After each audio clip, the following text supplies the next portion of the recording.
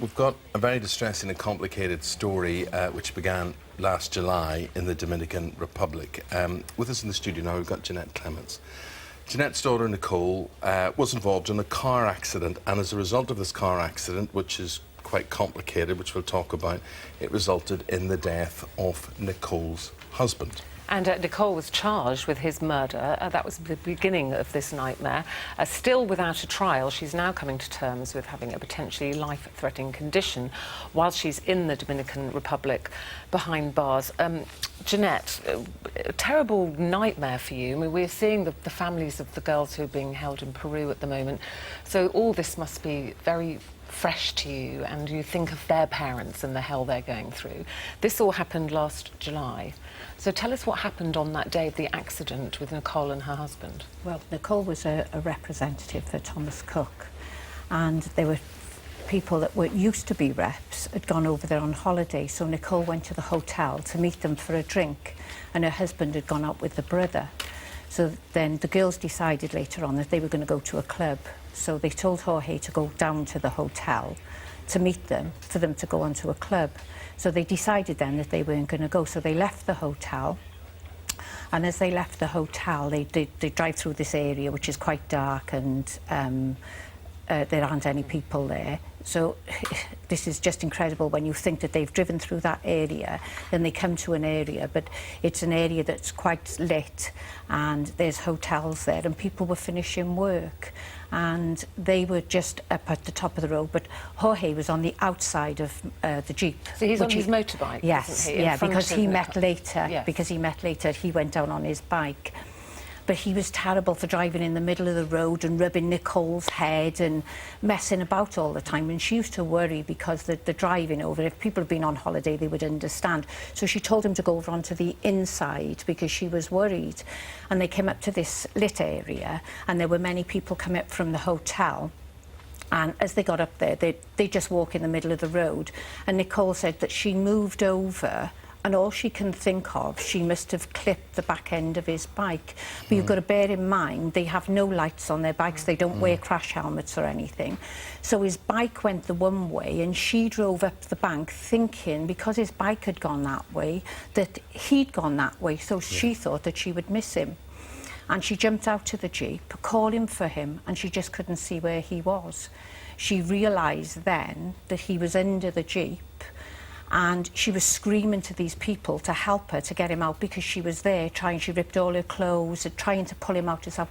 But the trouble is, when you're in the Dominican Republic, if the police come along and you're found to be anywhere near an accident, you get arrested. So people didn't want to help her? They wouldn't help. Because they were worried about getting involved. They wouldn't help. He was obviously taken to hospital, and very sadly he was declared dead. The thing is, they there. haven't got ambulances there, so they sent an open back truck. So two people picked him up by his ankle and his wrist and just threw him face down on the open back truck, and Nicole was screaming, please, please try and put him in the recovery position, because at that time she didn't know whether he was alive or dead. And what happened to her at that point? The police were there, and she was begging them, please take me to the hospital, I need to know if he's okay. And the policeman said yes. He said, get on the back of my bike, because they won't allow you to drive. They said, get on the back of my bike and we'll take you to the hospital, and they didn't. Jeanette, what is she charged with? First of all, at that time it was marked down as a motor accident, but then it was altered afterwards. There were accusations made that she murdered him. So she's now charged with homicide. She's the grief of losing her husband. She's the grief of being charged with his murder as well. And you said to me just before we began this interview that you're at your wit's end and you're banging your head off a brick wall. You just don't feel anybody's listening or trying to give you any sort of help or guidance on this. I feel as though I've had no help whatsoever, none from any direction. So I'm just trying to fight this on my own. So she has been charged, but no trial as yet? No, you see, just an accusation. They class her as a charge. She hasn't legally been charged. The Foreign Office say that they have been providing consular assistance to her and her family, they say, since her detention, and they continue to do so. But they say they cannot interfere in the judicial process of another country. We must respect their systems just as we expect them to respect the UK's laws. We're speaking with Mrs. Reyes' lawyers to ascertain if there's anything further that we can do to assist them. You say that under the law in the Dominican Republic, somebody can't be held for more than a year without a trial, and yet she's been held now for 13 months. So in your eyes, she's being held illegally now. Yeah, she's been held illegally 6 weeks come Thursday. And this is the frustrating part. I appreciate that the Foreign Office cannot interfere with the judicial system. But I was told in the beginning that she had human rights and they could only interfere. So I asked them then what they were going to do. So then after 5 weeks being held illegally, they told me that they needed details from the lawyer. So I asked then, could I get in touch with the lawyer to send them the details where it's all illegal and breaches of the court that has gone on. So they sent that. Then they said I was informed wrongly. They had to email the lawyer. But what I'm frustrated about is taking them a week. So it's taken it from 5 weeks that she's held illegally to 6 weeks Have you now. contacted organisations like Prisoners Abroad? Everybody. You name them, and I have. At the most, what is she guilty of in your view? What do you want to see being done? I mean, say she was responsible for his death.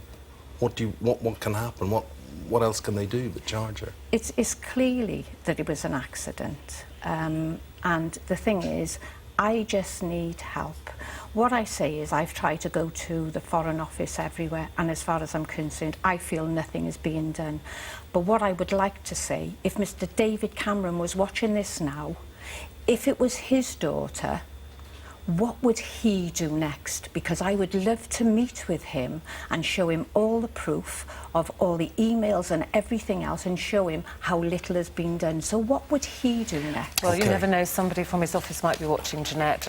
Thank you for telling your story, and we hope that you get the help and advice that you feel you need, and we hope we've helped with that, with you being Thank you very today. much. Thank you very much indeed. That's Clements, whose daughter Nicole, involved in a car accident in the Dominican Republic. We will take a break. Back after this, don't go away.